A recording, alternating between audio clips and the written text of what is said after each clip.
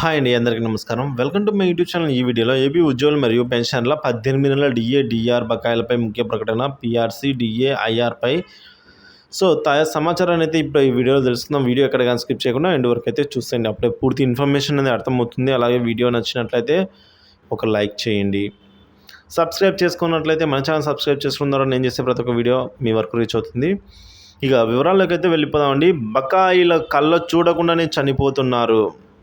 రెండో ప్రపంచ యుద్ధం తర్వాత ఈ ప్రభుత్వంలోనే జీతాలు, పెన్షన్లు తగ్గించడం చూస్తున్నాం. వృద్ధులని చూడకుండా అదనపు పెన్షన్లో కోత పెట్టారు.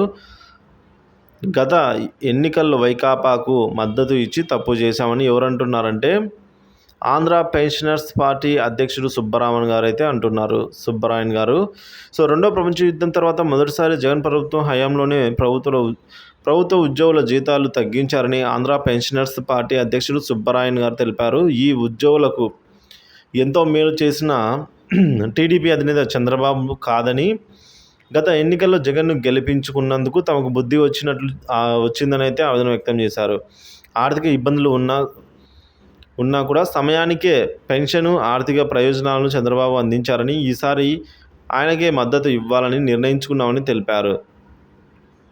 ఉద్యోగులు, పెన్షన్దారుల సమస్యలపై ప్రశ్నించేందుకే ఆంధ్ర పెన్షనర్స్ పార్టీ స్థాపించామని పేర్కొన్నారు. ఇక ఉద్యోగ, ఉపాధ్యాయ పెన్షన్దారులకు జగన్ ప్రభుత్వం చేసిన అన్యాయాలపై అయితే ఆయన ఈ విధంగా మాట్లాడారు. రాష్ట్ర విభజన తర్వాత ఎన్ని ఆర్థిక కష్టాలు ఉన్నా టీడీపీ హయాంలో ప్రతి నెల 1వ తేదీనే పెన్షన్ ఇచ్చేవారు. ఫిట్మెంట్, పీఆర్సీ ఫిట్మెంట్ అనేది 43%గా, అలాగే 10 నెలల బకాయిలు ఇచ్చారు.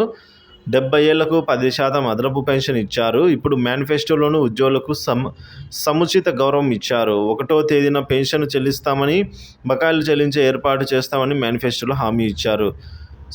ఈ జగన్ ఏనాడు ఇలా చేయలేదు. 1వ తేదీన జీతాలు ఇచ్చిన దాఖలాలు లేవంటున్నారు సుబ్బరామన్ గారు. ఇక జగన్ ప్రభుత్వ హయాంలో ఏనాడు 1వ తేదీన జీతాలు అని, పెన్షన్ కానీ ఇవ్వలేదు. 18వ తేదీ వరకు కూడా పడని రోజులు ఉన్నాయి. దీనివల్ల వృద్ధాశ్రమంలో ఉండే కొందరు విశ్రాంత ఉద్యోగులు ఆర్థిక ఇబ్బందులకు గురయ్యారు. అనారోగ్యాలతో ఉన్నవారు మందులు కొనుక్కోవడానికి కష్టాలు పడవలసి వచ్చింది. మధ్యంతర భృతి ఏదైతే ఉందో దాన్ని కూడా తగ్గించారంటున్నారు. ఇక వృద్ధాప్యంలో వృద్ధులను ఆదుకోవాల్సిన ప్రభుత్వం అదనపు పెన్షన్ కోత వేసింది. వారిపై కనీసం కనికరం లేకుండా వ్యవహరించింది. 70 ఏళ్లకు 10% పెన్షన్ బాబు ఇస్తే జగన్ దాన్ని 7%కి తగ్గించారు. 75 ఏళ్ల నుంచి 80 ఏళ్లకు 15% పెన్షన్ ఉంటే దాన్ని 12%కి తగ్గించారు. ఈ అదనపు పెన్షన్స్ తగ్గించారైతే అంటున్నారు. అలాగే దాంతోపాటు ఇచ్చేది కూడా ఎప్పుడు ఇస్తారో తెలియని పరిస్థితి అంటున్నారండి. జగన్ ప్రభుత్వం విశ్రాంత ఉద్యోగులకు ఇవ్వాల్సిన బకాయిలు డబ్బులు చూడకుండానే చాలామంది చనిపోయారు. 2019 నుంచి ఒక్కొక్క పెన్షన్దారునికి 2.5 లక్షల నుంచి 3 లక్షల వరకు ఉన్నాయి బకాయిలు. వీటిని ఎప్పుడు చెల్లిస్తారో తెలియదు. ఇక 1,500 కోట్ల నగదు రూపంలో చెల్లించాల్సి ఉంది. పెండింగ్ బకాయిలే.